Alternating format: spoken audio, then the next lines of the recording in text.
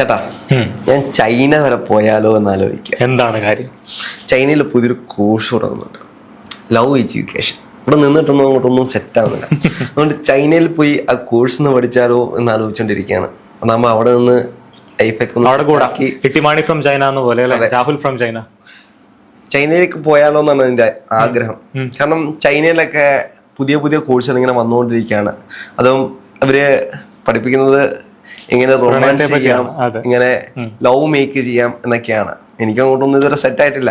അപ്പൊ ഞാൻ ഇങ്ങനെ ആലോചിച്ചുകൊണ്ടിരിക്കുകയാണ്. ചേട്ടാ, അഭിപ്രായം എന്താ? ചൈനയുടെ പോപ്പുലേഷൻ കുറയുവാണ്. 1.4 ബില്യൺ, 140 കോടിയാണ് ഇപ്പോൾ ചൈനയുടെ പോപ്പുലേഷൻ. ചൈന ഏറ്റവും കൂടുതൽ പോപ്പുലേഷൻ ആയ രണ്ടാമത്തെ രാജ്യമാണ്. ഇന്ത്യയാണ് ഏറ്റവും കൂടുതൽ പോപ്പുലേഷൻ ഉള്ള രാജ്യം.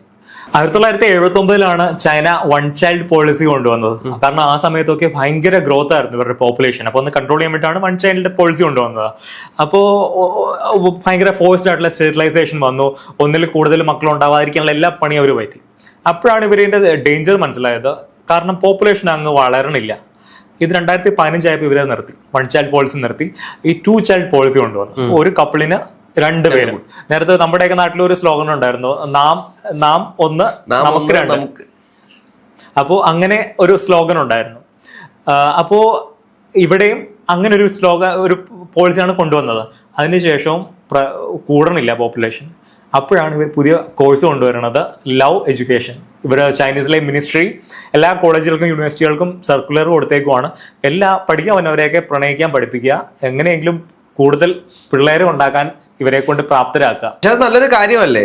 ഇപ്പൊ സാധാരണ നമ്മുടെ ഇവിടുത്തെ കോളേജിലൊക്കെ ഫിസിക്സ് ഉണ്ട്, കെമിസ്ട്രി ഉണ്ട്, മാത്സ് ഉണ്ട്, എഞ്ചിനീയറിംഗ് ഉണ്ട്. വളരെ ഇത് മാത്രം പഠിക്കാനല്ല ഇവര് പോണത്. ഇവര് കെമിസ്ട്രിയും ഫിസിക്സും ഒക്കെ പഠിക്കണം. അക്കൂട്ടത്തിൽ ഇതും പഠിക്കണം എന്നാണ് സർക്കാർ പറയണേ. അല്ല, പഠിക്കുന്നതിനോടൊപ്പം പ്രണയം കൂടെ എന്റർടൈൻമെന്റ് അല്ലേ? ബുദ്ധിമുട്ടാണ്. അല്ല, ബേസിക്കലി ചൈനയുടെ ഏറ്റവും വലിയ, ചൈന മാത്രമല്ല ഈ ലോകത്തെ ഇന്ത്യ അല്ലാതെ ആഫ്രിക്കൻ രാജ്യങ്ങളല്ലാതെ ഒരുമാതിരിപ്പെട്ട എല്ലാ രാജ്യങ്ങളും നേരിടുന്ന ഒരു ക്രൈസിസ് ആണ് ഇത്. പോപ്പുലേഷൻ വളരണില്ല. ഇന്നത്തെ കാലത്ത് കല്യാണം കഴിച്ച് ഒരു ഫാമിലി ആവാൻ ആർക്കും അങ്ങനെ അധികം താല്പര്യം ഉണ്ടാവണില്ല. കാരണം ഇവരുടെ സ്വാതന്ത്ര്യം റെസ്ട്രിക്റ്റഡ് ആവണു, ഈ പിള്ളേരുടെ റെസ്പോൺസിബിലിറ്റി, അതൊക്കെ കൊണ്ടാണ് ചൈനയിലെ ആൾക്കാർ കല്യാണം കഴിക്കാത്തത്. എല്ലാവർക്കും എന്റർടൈൻമെന്റ് മാത്രം മതി. അതെ, പ്രത്യേകിച്ച് ഈ ജപ്പാനിലും സൗത്ത് കൊറിയയിലൊക്കെ ആണെങ്കിൽ ഗവൺമെന്റ് പൈസ കൊടുക്കാന്ന് പറയുക, നിങ്ങൾ എവിടെന്നെങ്കിലും ആരെങ്കിലും കണ്ടുപിടിച്ചോണ്ട് പോവാ, ഞങ്ങൾ നിങ്ങളെ കല്യാണം കഴിപ്പിച്ചാൽ നിങ്ങൾക്ക് കാശും തരാം. കാരണം പോപ്പുലേഷൻ കുറയുവാണ്. അപ്പൊ അതിനർത്ഥം ബേസിക്കലി ഈ ഡി ഏജിങ് ഫാക്ടർ വലിയൊരു കാര്യമാണ്. കാരണം ഇപ്പൊ ഇന്ത്യയെ സംബന്ധിച്ചിടത്തോളം പറയുവാണെങ്കിൽ ഈ രാജ്യത്തെ 65% ജനങ്ങളും 40 വയസ്സിന് താഴെയുള്ള ആൾക്കാരാണ്. എന്ന് വെച്ചാൽ ഏറ്റവും കൂടുതൽ പ്രൊഡക്ടിവിറ്റി ഉണ്ടാവുന്ന ഒരു രാജ്യമാണ് ഇന്ത്യ.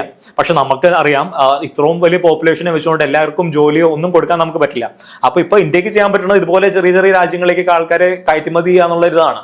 കാരണം ഒന്നാമത്തെ കാര്യം, ഇവിടുത്തെ രാജ്യങ്ങൾക്ക് ആൾക്കാരെ വേണം. ഇപ്പൊ നമുക്ക് കാനഡയിലൊക്കെ അറിയാലോ, കാനഡ ഒരു വലിയ രാജ്യമാണ്, ഭയങ്കര വലിയ, ഇന്ത്യക്കാർക്ക് വലിയ രാജ്യമാണ്. അവിടെ ആൾക്കാരെ കൂടുതൽ എല്ലായിടത്തും നിന്ന് എടുക്കും. റീസൺ എന്താന്ന് വെച്ചാൽ ഒരുപാട് സ്ഥലം വെറുതെ കിടക്കും. ഞാൻ ഇത് യഥാർത്ഥത്തിൽ കണ്ട ഒരു ട്രോളിനകത്താണ്. മറ്റേ കട്ടപ്പന ഋത്വിക് റോഷനകത്ത് സിദ്ദീഖ് മറ്റേ ബസ്സിനകത്ത് പോണത്, പെണ്ണ് കിട്ടാത്ത ജങ്ക് ബസ്സിൽ ചൈനയിലേക്ക് വിടുന്നത്. അതിലിപ്പോ നമ്മുടെ നാട്ടിൽ ഇതൊരു പ്രശ്നമാണല്ലോ. നമ്മുടെ നാട്ടിലും ആമ്പിള്ളേർക്ക് പെണ്ണില്ല എന്നാണ് പൊതുവെയുള്ള സംസാരം.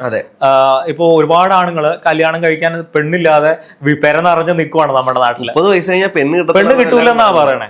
എല്ലാവർക്കും സർക്കാർ ജോലി വേണം. ഒരുമാതിരി സർക്കാർ പോലും ഇപ്പൊ ജോലി അഡ്വർടൈസ് ചെയ്യണില്ല. അപ്പൊ ഒരുമാതിരി ഈ നാട്ടിലെ ആണുങ്ങളൊക്കെ പൊതുവെ ക്രൈസിസിലാണ്. അപ്പോഴാണ് ചൈന അവര് കുറെ കൂടെ പ്രണയിപ്പിക്കാൻ ഇങ്ങനെ കഷ്ടപ്പെടുന്നത്. അപ്പോ അവിടുത്തെ ജനങ്ങളുടെ എന്താണോ അവസ്ഥ എന്ന് അറിഞ്ഞുകൂടാ. പക്ഷെ ഇതുകൊണ്ട് മാറ്റം ഉണ്ടാവും എന്നുള്ള സംശയമാണ്. കാരണം ഇത് ചൈനയുടെ ഭാഗത്ത് തെറ്റുണ്ട്.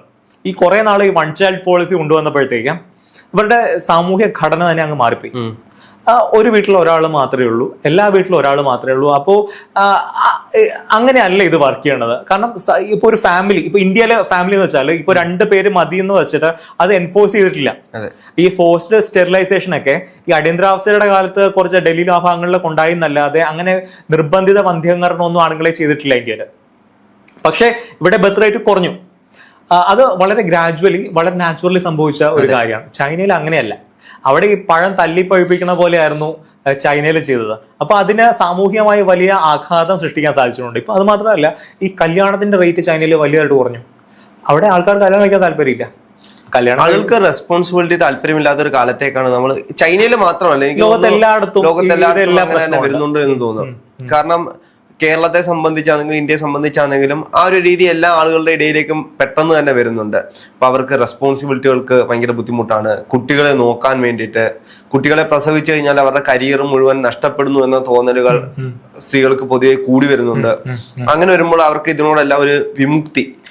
ഇത് നമ്മൾ നേരത്തെ സംസാരിച്ചിട്ടുണ്ടല്ലോ, ഈ സിറ്റുവേഷൻഷിപ്പിലേക്കും നാനോഷിപ്പിലേക്കും ഒക്കെയാണ് ഇത് പോയിക്കൊണ്ടിരിക്കുന്നത് നമ്മുടെ സമൂഹം. അപ്പോഴും ഈ ഫാമിലിയാണ് ബേസിക്കലി നമ്മുടെ ഇന്ത്യൻ സംസ്കാരത്തിന്റെ അല്ലെങ്കിൽ ഇന്ത്യൻ പൈതൃകത്തിന്റെ ഏറ്റവും ബേസിക്സ് എന്ന് പറയുന്നത് നമ്മുടെ ഫാമിലിയാണ്.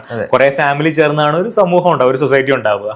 ആ സൊസൈറ്റിക്ക് എന്ത് കോട്ടം സംഭവിച്ചാലും നമ്മുടെ രാജ്യത്തിന് തന്നെ അത് വലിയ പ്രശ്നങ്ങൾ ഉണ്ടാവും.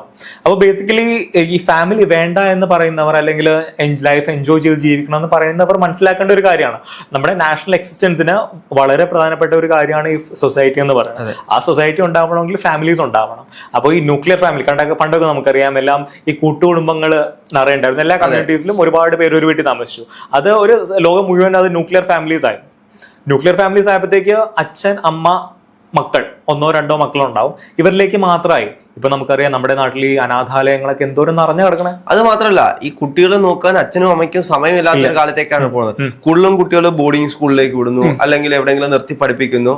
അല്ലെങ്കിൽ തന്നെ കുട്ടികൾ രാവിലെ പോയിട്ട് വൈകുന്നേരം വരുമ്പോൾ ഇവർ ജോലി കഴിഞ്ഞ് വന്ന് ഇവരുടെ കാര്യങ്ങൾ നോക്കുന്നു. ആ ഒരു രീതിയിലേക്കാണ് പോകുന്നത്. കുട്ടികൾക്ക് അതാണ് ഏറ്റവും വലിയ ടൈം സ്പെൻഡ് ചെയ്യാൻ രക്ഷകർത്താക്കൾക്ക് ഇല്ലാതെ വരുന്നത്. പഴയ കാലത്താണെങ്കിൽ അച്ഛൻ, അമ്മ, മുത്തശ്ശൻ, മുത്തശ്ശി, അപ്പം അച്ഛനും അമ്മയും സമയം കൊടുത്തില്ലെങ്കിൽ പോലും മുത്തശ്ശനും മുത്തശ്ശിയും ഒരു സമയം കൊടുക്കും.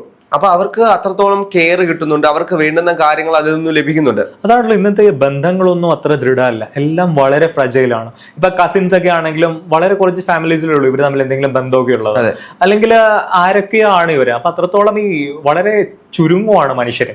അപ്പൊ നമ്മുടെ ഫാമിലീസും ഒക്കെ തകരുവാണ്.